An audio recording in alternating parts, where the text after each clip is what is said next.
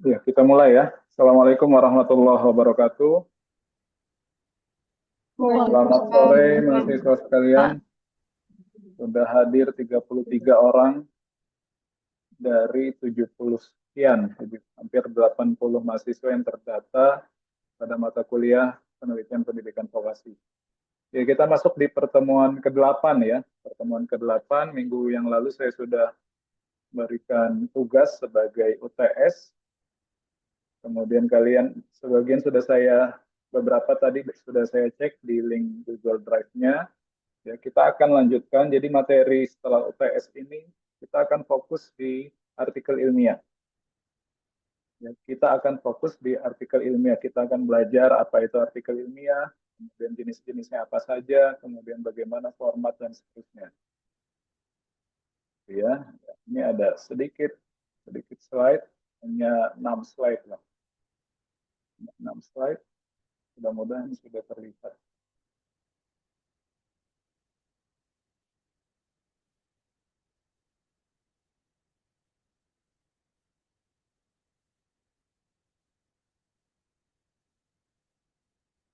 Sudah terlihat ya?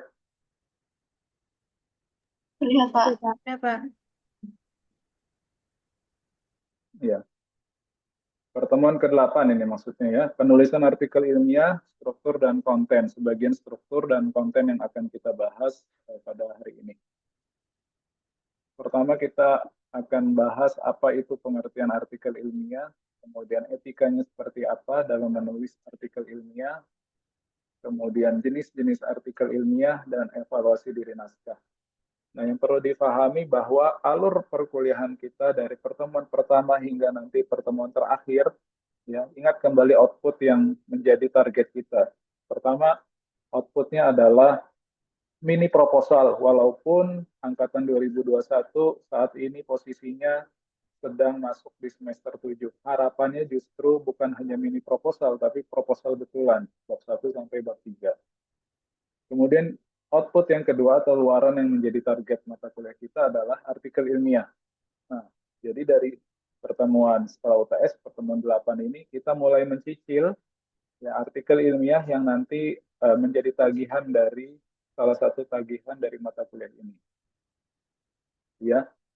Nah, apa yang dimaksud dengan artikel ilmiah? Jadi penjelasan ini nanti saya ambil dari buku mudah-mudahan terlihat ya. Buku judulnya dari riset sampai naskah, panduan penulisan artikel ilmiah untuk mahasiswa, dosen, dan peneliti. Penulisnya Prof. Ade Gafar dari UPI. Ya.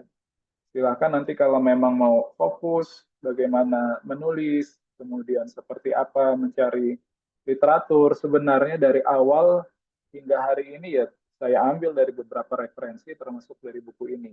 Ya. Nah, termasuk hari ini, apa yang dimaksud dengan artikel ilmiah ini saya kembangkan lagi dari apa yang tertulis dari buku ini. Jadi artikel ilmiah merupakan sebuah tulisan dalam format dan gaya tertentu. Ya, sehingga yang kita akan pelajari justru adalah format dan gayanya. Format dan gaya yang digunakan oleh mahasiswa, dosen, peneliti, dan para ilmuwan dalam konteks akademik. Jadi, tulisan yang akan kita tulis termasuk tulisan yang sudah kalian tulis dalam rangka penyelesaian UTS, ya, itu memiliki format dan gaya tertentu dan dalam konteks akademik. Ini yang perlu ditekankan. Ya. Nah, ada hal yang mungkin masih sering menjadi salah kaprah dari mahasiswa antara artikel, artikel dan jurnal. Ya, artikel dan jurnal. Kira-kira ada yang bisa menyebutkan apa beda artikel dan jurnal?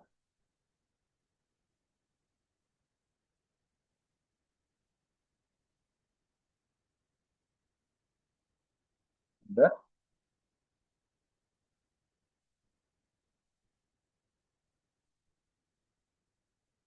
Adila coba, Adila Nurzakiyah.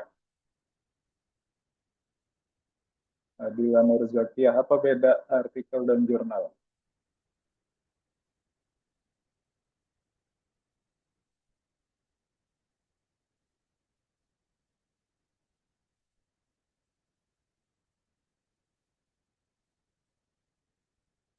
Nggak ada yang bisa jawab.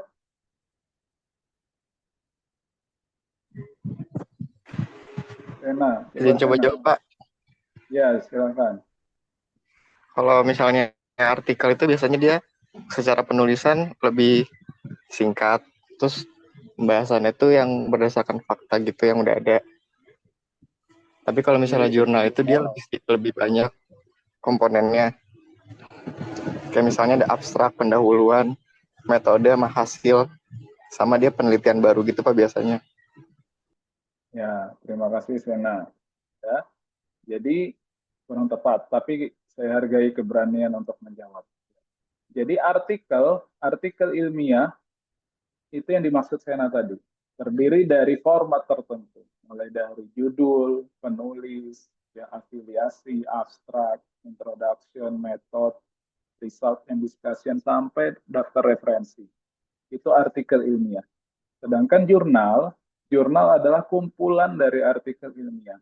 Atau analoginya, kalau dulu langganan majalah, entah itu majalah Bobo, ya, atau langganan tabloid bola, soccer, dan seterusnya, ya, itu jurnal itu analoginya seperti majalah. Di dalam majalah terdiri dari beberapa cerita. Kalau majalah Bobo itu ada cerita keluarga Bobo, ya kan? Ada cerita tentang Denny manusia ikan, ada cerita pendek dan seterusnya. Nah, cerita-cerita itu atau bagian-bagian dari isi jurnal itu adalah artikelnya. Sedangkan majalah tadi itu analoginya adalah jurnalnya. Jadi jurnal adalah kumpulan dari beberapa artikel ilmiah yang terbit pada edisi tertentu. Ya, jurnal ilmiah rata-rata ya minimal dia 1 tahun 2 kali terbit.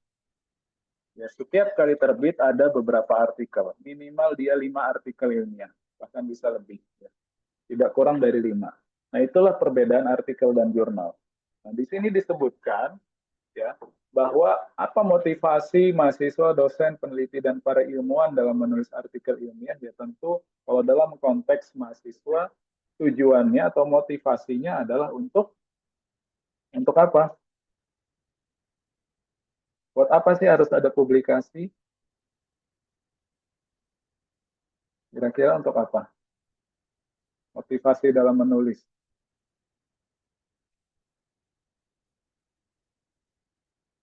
Motivasi yang paling dasar ya untuk lulus, gitu kan?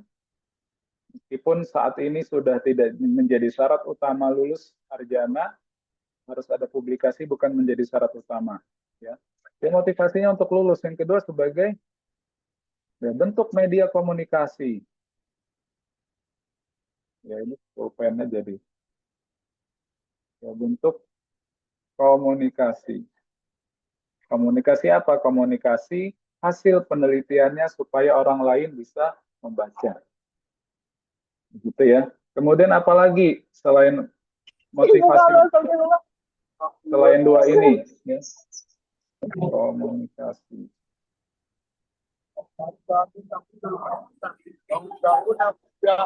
Apa Mutia? Mutia Floresa.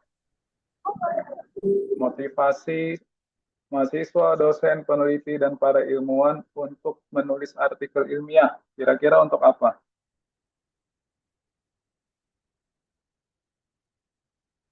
Ya, menunjukkan eksistensinya.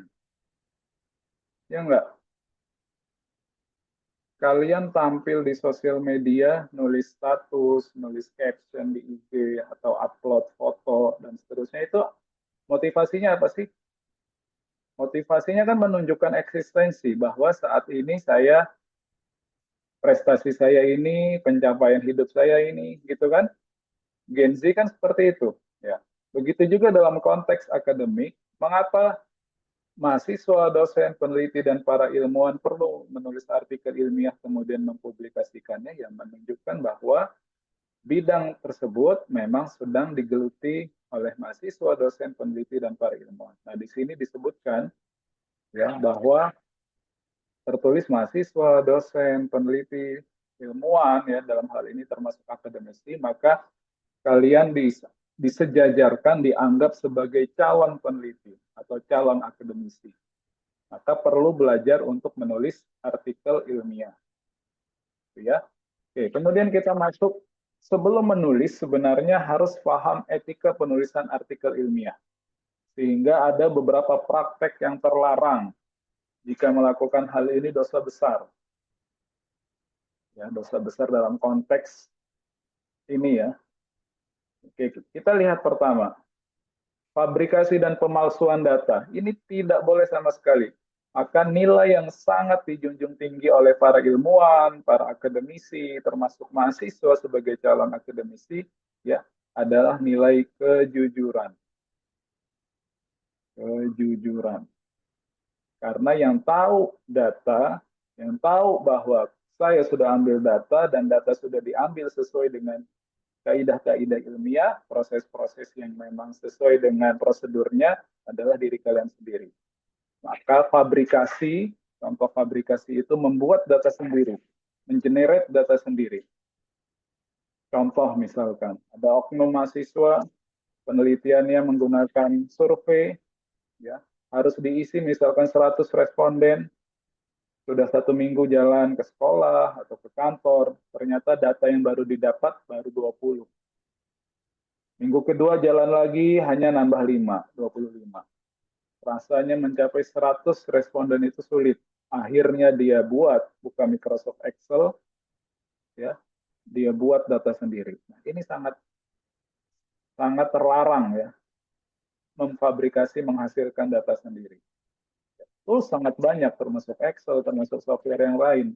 Tapi buat apa membohongi atau membodohi diri sendiri? Ya, ini terlarang, memfabrikasi data. Termasuk memalsukan data. Ini juga hati-hati yang nanti penelitiannya kuantitatif. Kuantitatif karena bermain dengan angka-angka, memaksa supaya datanya normal, akhirnya datanya dipalsukan. Begitu juga yang lain, Pak, penelitian dengan eksperimen, penelitian bahan. Karena penelitian bahan juga cukup mahal, kemudian sampelnya juga harus yang homogen dan seterusnya. Akhirnya dia, oknum tersebut, ya, melakukan pemalsuan data atau membuat data sendiri. Nah, ini sangat-sangat terlarang. Ya, dosen nggak tahu, dosen pembimbing nggak tahu, ya, karena yang tahu adalah si peneliti sendiri. Ya, tentu dengan Allah yang tahu. Oke, kemudian yang kedua adalah plagiarisme. Tindakan plagiarisme yaitu mencuri ide orang lain atau ya yang sangat jelas terlihat adalah mencuri tulisan orang lain tanpa menuliskan referensinya atau sumbernya. Ya, ini hati-hati karena plagiarisme bukan hanya memplagiat orang lain, tapi ada yang disebut dengan autoplagiarisme.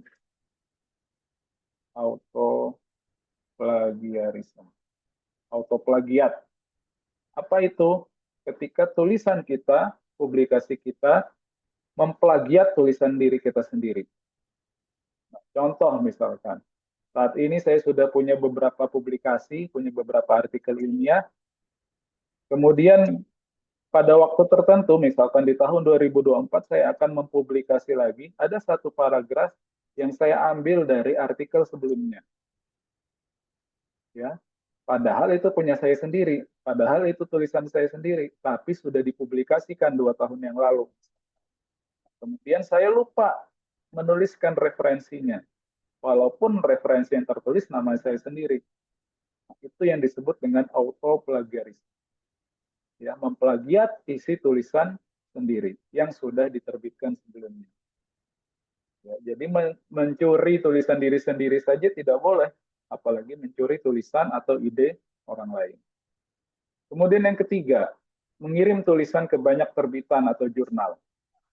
Artikel ilmiah konsepnya berbeda dengan ketika kita mengirim surat lamaran kerja.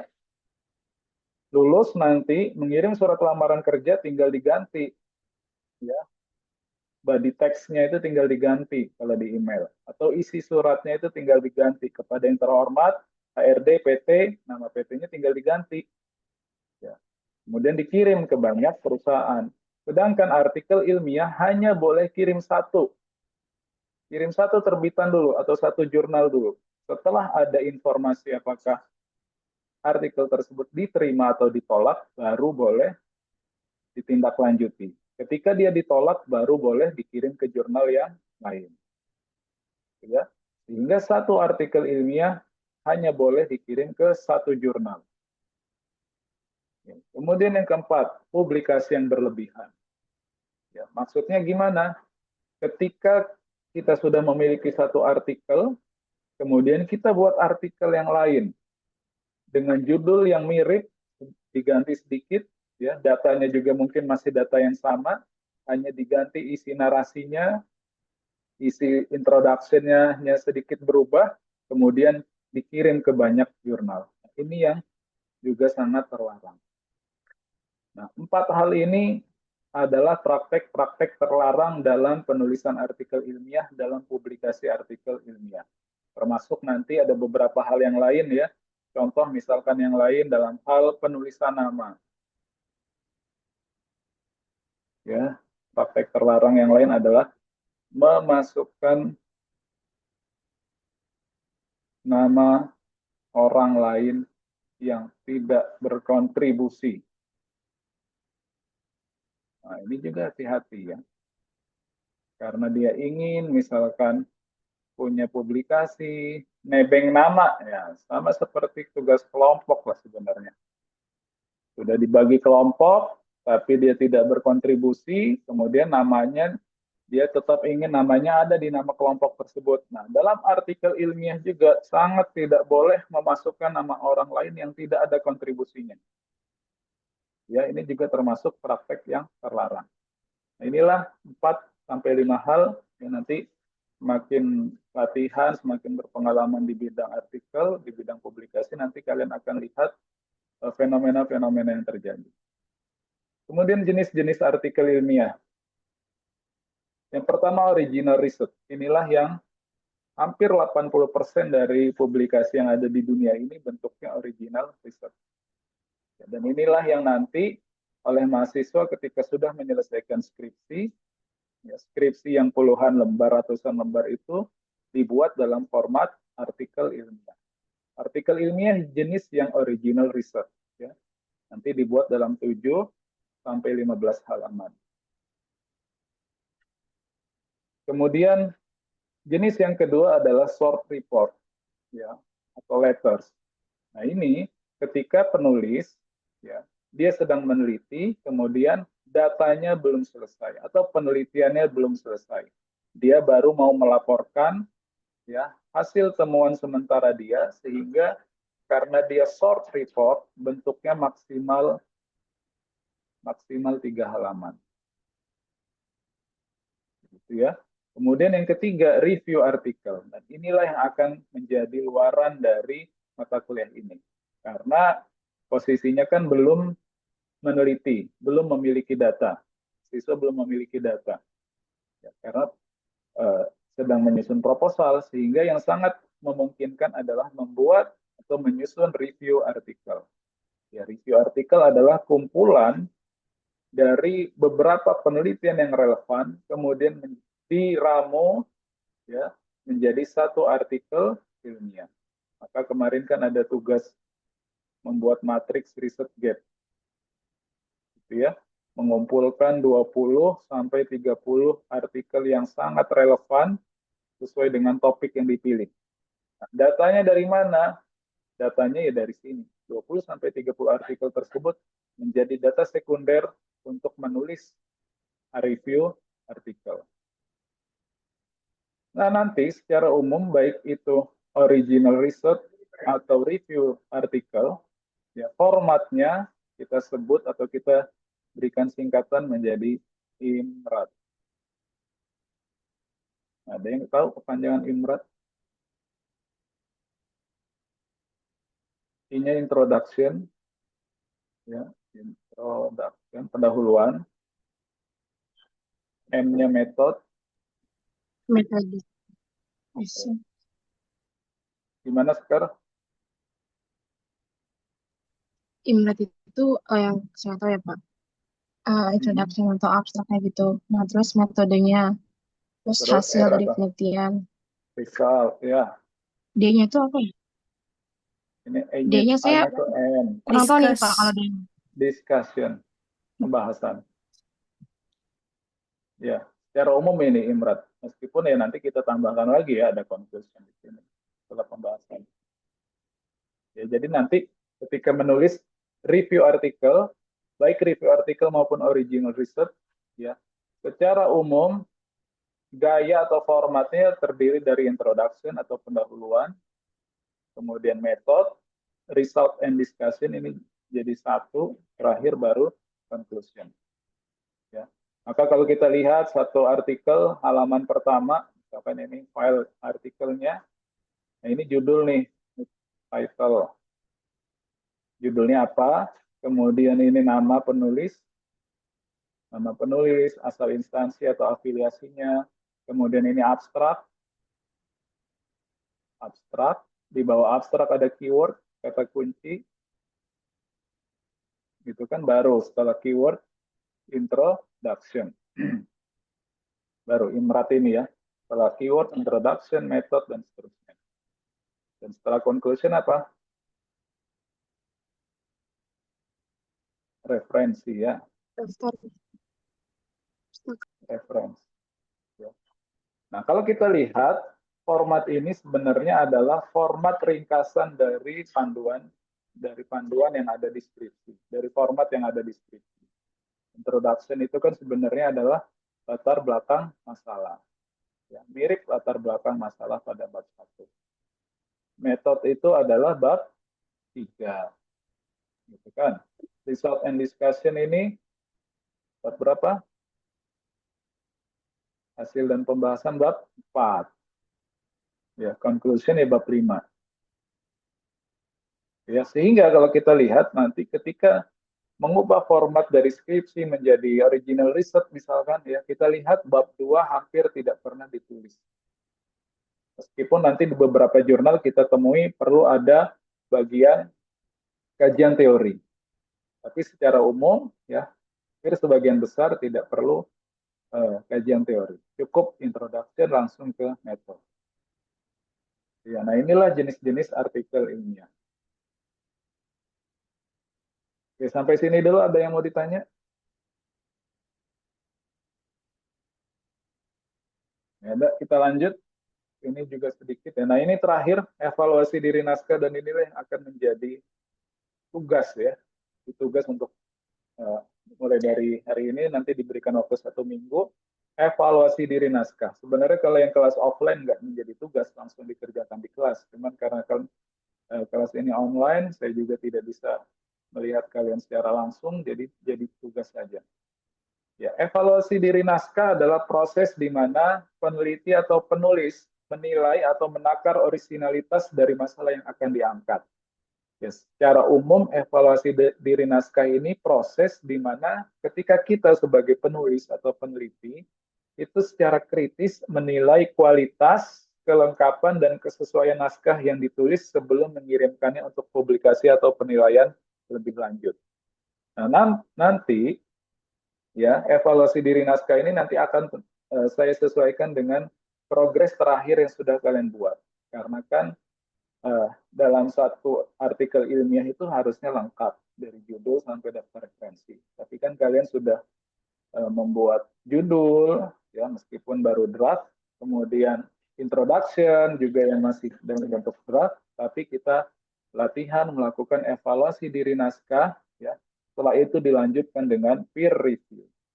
Namanya peer itu apa sih? Peer review. Iya, peer itu apa artinya?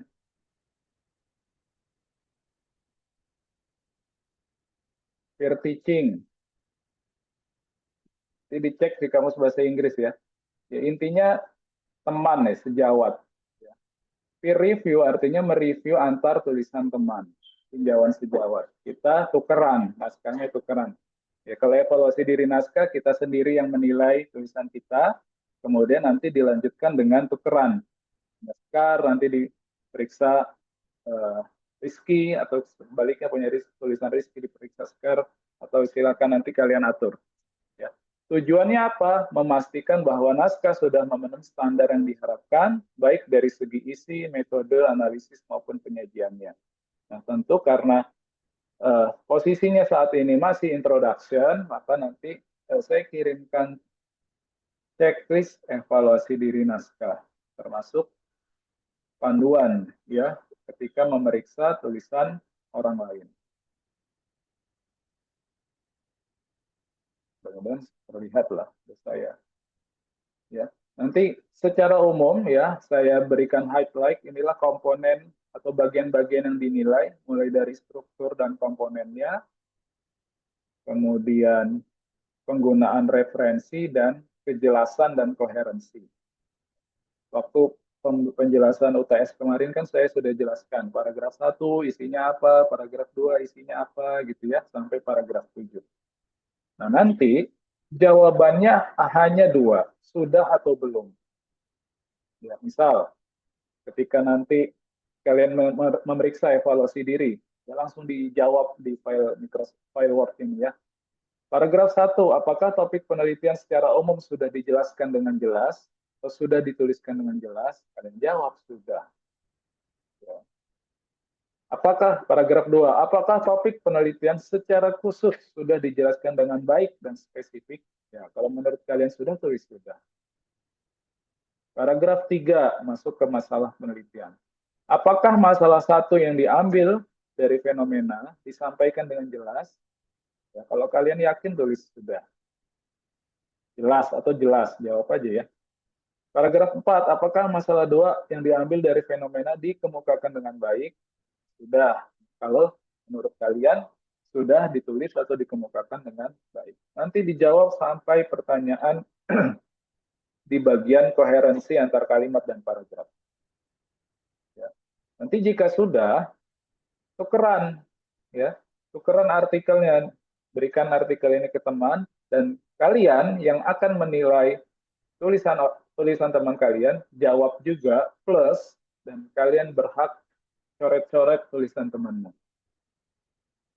Ya, misalkan ditemukan typo, salah tanda baca, ya. Oke, contoh misalkan ya, ini sebagian tadi sudah ada yang saya buka. Nah, ini punya kaya. Ya, ada kaya? Ada, Pak. Ada. Nah, ketika menulis introduction satu, judulnya mana nih? Judulnya kan memang UTS, tapi kan judul tulisannya ya. Nah, ini belum ada judul. Nah, tulis, misalkan punya kaya diperiksa oleh, misalkan diperiksa Firda. Nanti Firda tulis nih, judulnya mana. Kemudian, ini masih punya kaya.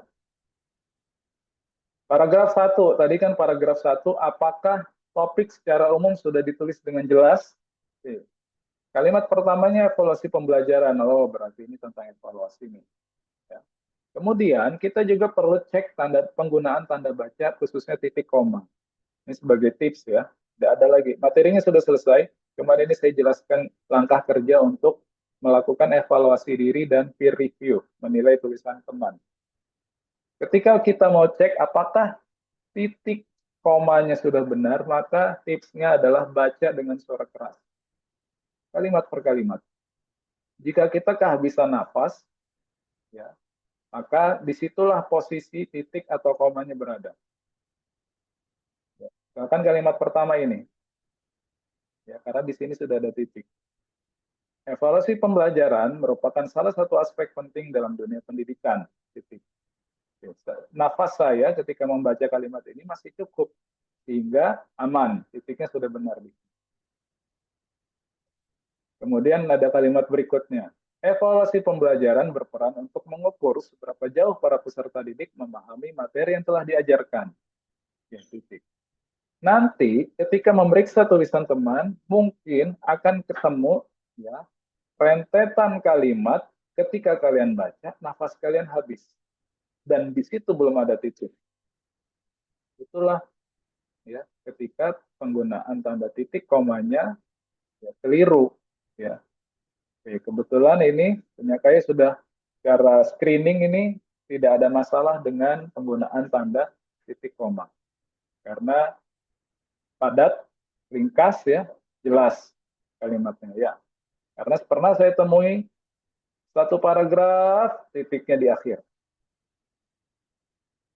Gitu ya. Baca dari sini sampai sini dalam satu tarikan nafas nggak akan bisa. Oke. Nah, kemudian tips yang kedua, penggunaan referensi. Ini juga harusnya saya jelaskan waktu sebelum mengerjakan ini. Jangan sampai dalam satu paragraf tidak ada referensi.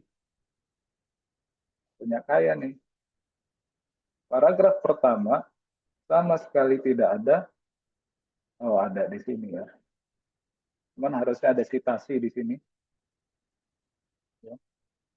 Paragraf 1 aman, masih ada referensi, meskipun harusnya ditulis dalam style referensi. Ya. Modelnya APA. Nama, koma, tahun. Ya. Last name, koma, tahun. Tapi di paragraf kedua sama sekali tidak ada referensi. Coba yang lain. Ada yang lain.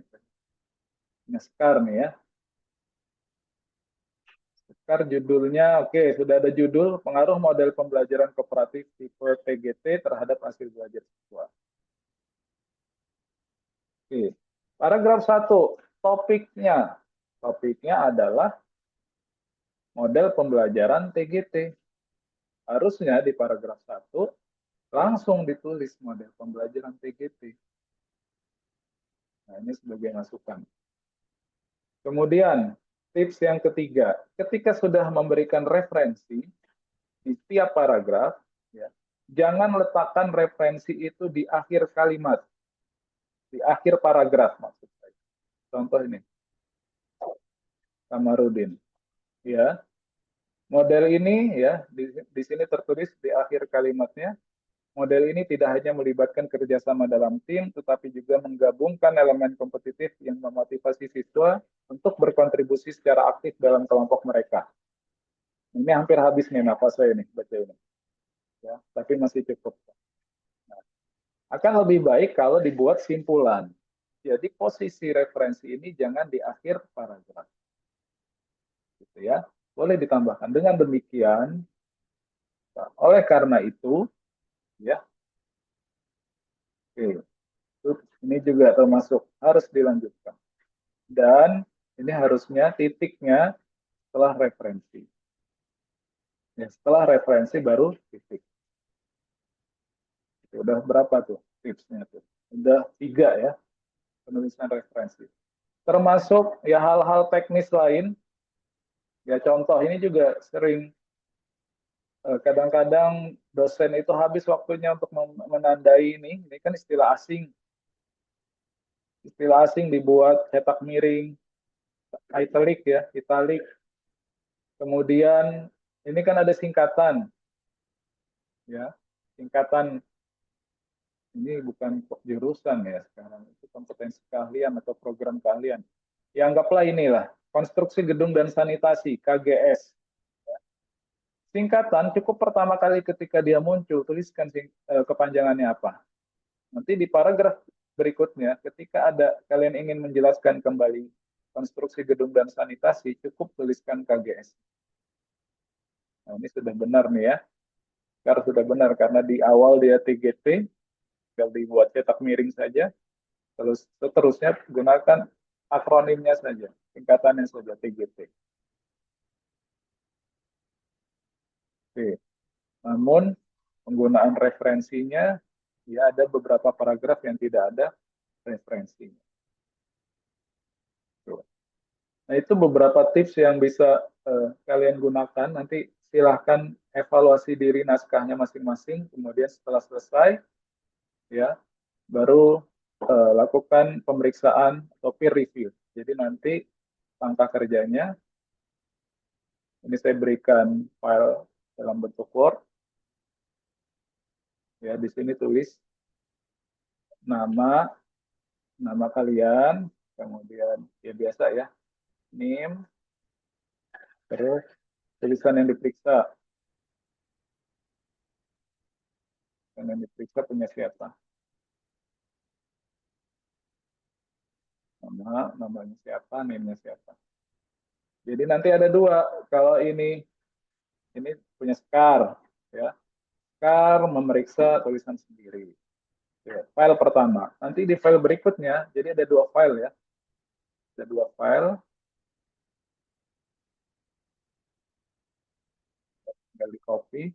Nah, ketika nanti Sekar memeriksa tulisan teman, berarti tulis di sini teman. Dari Rizky misalkan ya. Dijawab ini. Bahkan boleh dikasih komen. Boleh dikasih bukti paragraf mana yang kalau memang dia belum jelas, bagian mana yang belum jelas. Karena nanti kan yang diberikan adalah dalam bentuk soft copy ya, atau filenya, sehingga kalian bisa langsung kopas tulisan mana atau bagian mana yang menurut kalian sudah benar atau sudah jelas atau bahkan kurang jelas. Ya. Nah itu saja materi dan arahan dari saya. Kalau ada pertanyaan silahkan. Izin bertanya, Pak. Ya silahkan. Pertama, terkait dengan referensi atau citasi itu, Pak. Kalau di paragraf yang paling terakhir kan itu membahas mengenai tujuan dari penelitian kita ya, Pak. Itu apakah itu juga perlu menggunakan referensi, Pak? Masa kayak citasi gitu. Nah, pertanyaan yang kedua, oh tidak perlu, oke. Pertanyaan yang kedua, terkadang saya masih kurang paham, Pak, bagaimana cara mengutip dari, misalkan gini, saya memiliki artikel 1. Nah, saya mengutip kata-kata dari artikel tersebut, namun di dalam artikel tersebut juga ternyata masih mengutip dari artikel lain. Nah, itu bagaimana ya, Iya. Pak, caranya? Dan pertanyaan yang terakhir, untuk yang peer review, itu apakah nanti untuk komennya itu boleh langsung di link drive-nya gitu, Pak? Supaya mempersingkat waktu aja gitu, maksudnya tidak perlu di copy paste ke Word-nya. Terima kasih. Ya, dari pertanyaan terakhir ya. Saya jawab dari pertanyaan terakhir. Silakan langsung dikerjakan di Drive ya jika memang aksesnya diberikan sebagai editor. Tapi kalau aksesnya hanya sebagai yang melihat saja kan rasanya nggak bisa ya. Kecuali kalau di-download dulu, baru di manual dikerjakan di Microsoft Word. Kalau bisa diberikan aksesnya sebagai editor, tentu bisa memberikan komentar. Kemudian yang kedua, ini pertanyaan yang bagus ya. Bagaimana kalau kita menemukan artikel, kemudian setelah kita baca, kita ingin mengutip tulisan dia, tapi ternyata tulisan dia juga mengutip. Maka gunakan sumber yang primer. Sumber yang primer itu sumber yang pertama kali, sumber yang dia kutip. Gitu ya. Nih contoh. Saya carikan artikel.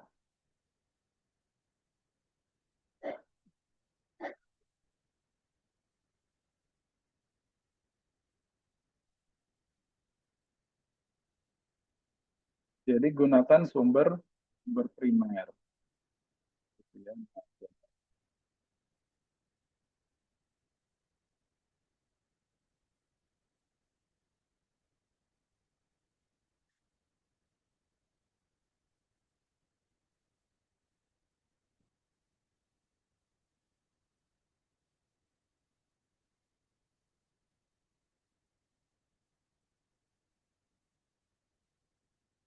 Sumber. Nah,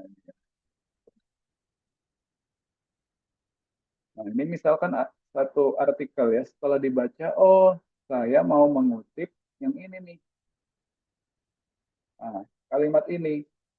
Nah, pertanyaan Sekar, apakah yang masuk referensi adalah penulisnya Agirbas ini atau Boykens ini? Nah, maka jawabannya kutip yang sumber referensi primer, yaitu Boykens-nya. Tapi dengan catatan, kita harus cross-check. Ya, bahkan kalau bisa kita download memang Boykens 2013-nya. Ini kalau di jurnal internasional mudah, tinggal diklik, ya kemudian dia langsung memberikan atau menyorot artikel yang dikutip oleh penulis ini. Ini ya, Boykens, artikel yang ini. Nah, kalau diklik langsung langsung nge-link gitu ya. Nah, langsung nge-link, ini ada file PDF-nya. Gitu Sekar. Jadi nanti lihat langsung referensi primernya, tapi perlu di cross check ya, jangan sampai kita malah salah mengutip. Itu ya, mudah-mudahan terjawab. Terima kasih Pak. Berarti kan Ya. untuk yang di UTS ini saya sama mengutip itu apa boleh diperbaiki Pak? Nah, suaranya keputus tadi. Jadi gini kan saya di UTS yang kemarin ini saya mengutip cuman salah Pak Amsta, apakah boleh diperbaiki gitu tekniknya? Boleh, apa? Ya, nanti diperbaikinya setelah peer review, gitu ya. Ini tentu sebagai bentuk progres, ya. Jadi nanti diperbaiki. Oh, ternyata ada yang salah ketik, ada yang ini ya. Diperbaikinya sekalian. Ketika sudah diperiksa teman, ya termasuk nanti saya juga periksa, ya daripada nanti sudah diperbaiki ternyata masih ada yang salah, gitu ya. Baik Pak, terima kasih. Ya, ada lagi?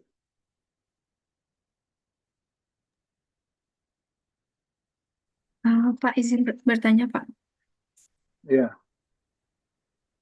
silakan. Tadi kan yang di peer review itu Pak, kan ada misalkan dia tidak jelas atau tidak sesuai, itu dikasih bukti ya Pak. Nah kalau semisalkan sudah sesuai gitu Pak, apakah ditulis juga buktinya atau tidak perlu Pak? Nggak perlu, tulis saja sudah sesuai atau sudah jelas. Ya, Baik Pak, tapi makasih Pak. jangan jadikan apa alasan supaya kalian nggak baca lagi tulisan kawan ya, jangan ya. Nanti ditulis sudah jelas semua supaya lebih cepat tugasnya, jangan ya. Karena gini ya, ketika kita memberikan masukan terhadap tulisan orang lain, mudah-mudahan nanti tulisan kita juga diberikan masukan sama kawan kita. Karena kalau kita meriksa tulisan sendiri, kadang-kadang ya karena sudah menurut kita sudah maksimal ya sudah baik semua. Tapi kan kita akan mata kita akan lebih terang ketika melihat kesalahan orang, kan? Kita itu terbiasa menilai, terbiasa mengomentari, kan? Nah, sekarang kalau di luar sana mengomentari orang, menjudge sikap orang, nah sekarang kerahkan kemampuan itu di dalam tugas peer review ini. Kan? Justru itu akan jadi masukan yang berharga untuk teman-teman kalian. Salah tanda baca, salah ketik, ya, koherensi antar kalimat, antar paragraf, nah itu bisa dicek. Oke, satu lagi, tadi saya belum sampaikan koherensi ya. Koherensi itu keterpaduan. Keterpaduan antar kalimat dan antar paragraf. Tadi ada di bagian ini ya. Ini saya kirim. Kejelasan dan koherensi. Ada yang disebut dengan koherensi antar kalimat, ada yang disebut dengan koherensi antar paragraf. Koherensi itu keterpaduan. Ya, keterpaduan, sehingga kalimat dalam setiap paragraf yang tersusun itu harus saling mendukung. Contoh, karena yang tadi sudah dibuka. Ya. Oh, yang lain deh. RZT ada.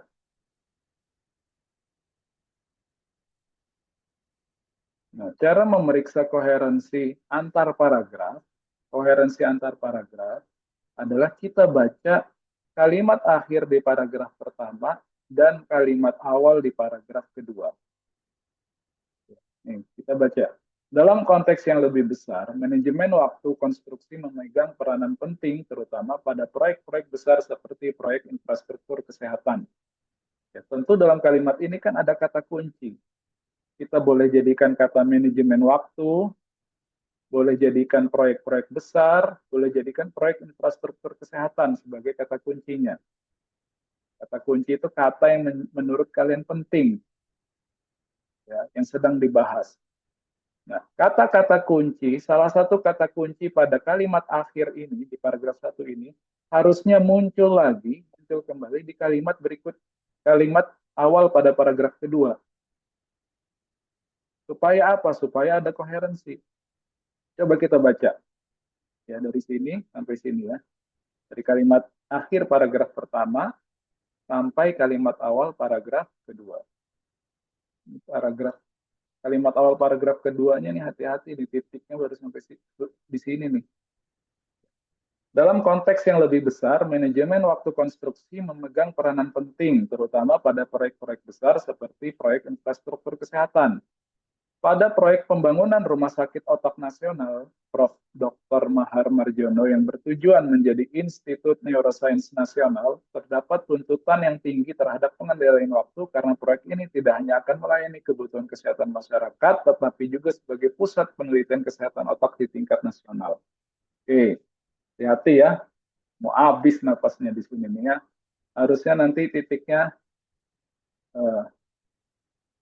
sini lah ya. Nah, terhadap pengendalian waktu titik. Nah, kita lihat masih ada koherensi antar paragraf ini. Kenapa? Karena di kalimat akhir paragraf pertama ada kata kunci proyek infrastruktur kesehatan. Kemudian dilanjutkan, diberikan contoh proyek pembangunan Rumah Sakit Otak Nasional. Ini bisa kita katakan antar paragraf koheren. Cuman perbaiki kalimat yang terlalu panjang. Nah, itu cara memeriksa koherensi antar paragraf. Kata kunci di akhir paragraf awal harus muncul kembali di kalimat awal paragraf berikutnya. Ya. Dan ini terlihat loh yang pakai ChatGPT akan sangat terlihat yang menggunakan ChatGPT. Apalagi yang langsung kopas. Ya, nanti kalian akan lama-lama kalian akan merasakan tulisan itu ada rasa ya. Tulisan seseorang itu seperti makanan lah. Jika kita baca itu ada rasanya. Jadi kalau rasa ChatGPT itu ada rasanya tersendiri. Cuma nantilah saya kasih tahu rasanya gimana kalau yang rasa-rasa ChatGPT itu kelihatan. Oke, ada lagi yang mau ditanya? Dari sini bertanya, Pak. Ya, Berarti ini peer review ini sebagai tugas selanjutnya, Pak. ya sebagai tugas berikutnya. Untuk metodenya kayak gimana ya, Pak? Apa diacak atau gimana, Pak? Boleh ini aja diacak kalian yang milih sendiri. Nanti kalau Anda sama siapa silahkan janjian sendiri. Itu perlu di list atau nggak usah ya, Pak? Atau nanti langsung aja disesuaikan di Yolanda file? mau bisa jadi koordinatornya, membagi atau buat aja misalkan spreadsheet. Ya kayak saya waktu membagi tugas, membagi waktu ya. Kan ada spreadsheet tulis nama, buat 2 kolom aja, nama sama nama. Kolom 1 nama, kolom 2 nama. Kolom 1 misalkan Yolanda, sudah sama Alvina. Nanti baris berikutnya Koam sama Amar gitu ya. Saya minta tolong Yolanda buatkan spreadsheet di share kemudian di grup kelas ya, grup WA. Gitu ya. Kalau misalnya ganjil, Pak, satu yang nggak dapat temen reviewnya gimana, Pak? Nanti sama saya. Oh ya. Atau ya, gitu ya. Nanti kita lihat dulu. Mudah-mudahan sih semua dapat pasangan. Oke, terima kasih, Pak.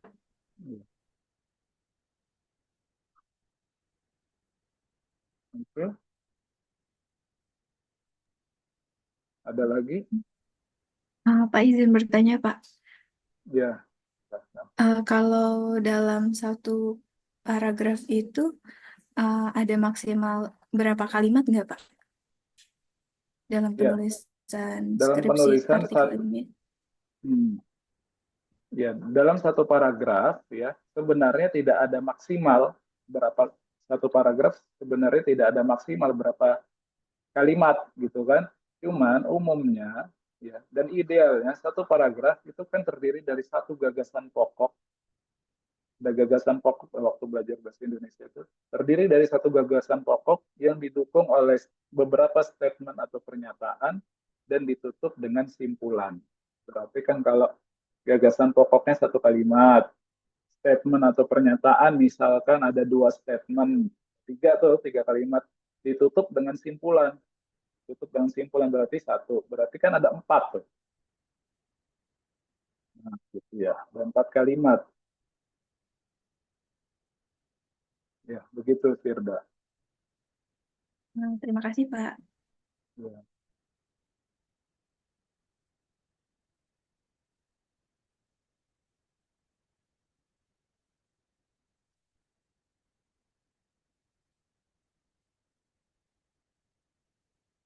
Oke, cukup paham ya tugasnya apa? Cukup, Pak. Ya, oke. Kalau sudah paham ya kita cukupkan materi hari ini. Saya share screen dulu ini yang hadir. Pak izin bertanya Pak, Ya, silakan. ada beberapa teman yang belum ini Pak, apa namanya, terkendala dalam pengumpulan UTS. Jadi mereka itu ada yang beberapa belum buat folder. Nah untuk pengumpulan UTS yang sekarang ini gimana ya Pak? Jadi Tinggal buat di folder tugas aja. di tugas Kendalanya sebelumnya. memang belum mengerjakan apa kendala karena belum buat folder? Jadi, jadi di tugas sebelumnya itu mereka kirimnya link file Pak, bukan folder gitu. Hmm. Nah Ya jadi buat gini, sekarang bagi yang kemarin linknya bukan link folder ya, kirim aja linknya ke saya lewat WA, link foldernya. Jadi nggak perlu ngisi di Google Form gitu, Yolanda.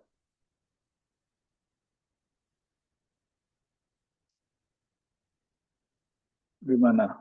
Menyelesaikan masalah atau gimana? Atau ada masalah lain?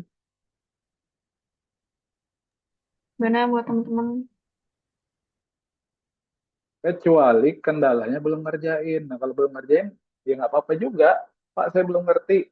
Bukan belum ngerti itu bukan karena nggak nggak ini ya, bukan karena males ya, atau karena nggak, bukan karena memang dari motivasi internal yang belum ngerjain. Kecuali kalau memang belum paham, ya silakan.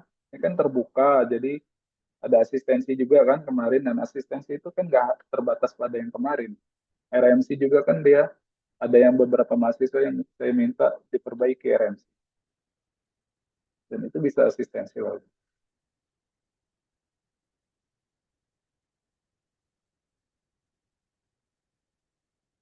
Per mahasiswanya satu, iya gantian.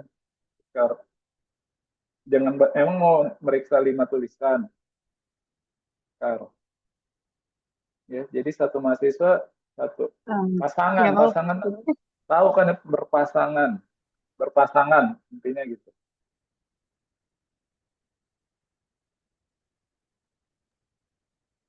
Baik, Pak. Ya. Dan kalau bisa gini, ini kan sudah masuk pertengahan perkuliahan ya. Coba misalkan sesi ini kan 60 sampai 70 orang. Kapan bisa, hari apa bisa misalkan 15 orang kumpul dia di kampus. 15 aja lah, minimal 15. Kalau asistensi kemarin kan rasanya sih bisa ya. Kan 55 waktu itu ya mungkin ada hampir 15-an.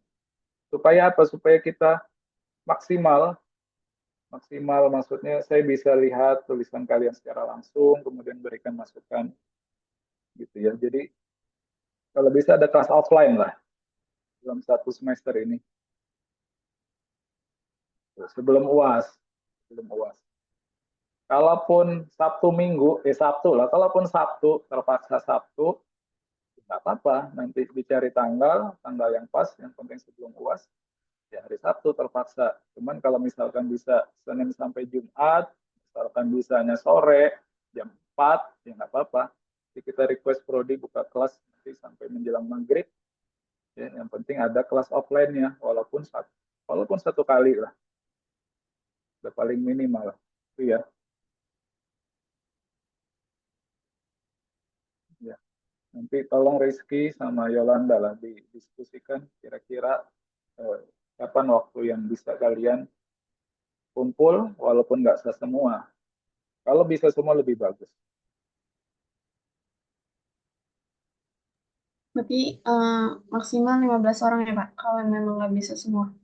Minimal lah, bukan maksimal, minimal. Oh, minimal. Ya, minimal 15 per 15 gitu. Jadi kan misalkan minggu depan 15 orang. Kayak gini Pak, oh saya bisa, besoknya 15 lagi gitu. Kayak asistensi, mirip asistensi tapi kita buat yang lebih besar lagi kelompoknya. Kemarin kan per 5 orang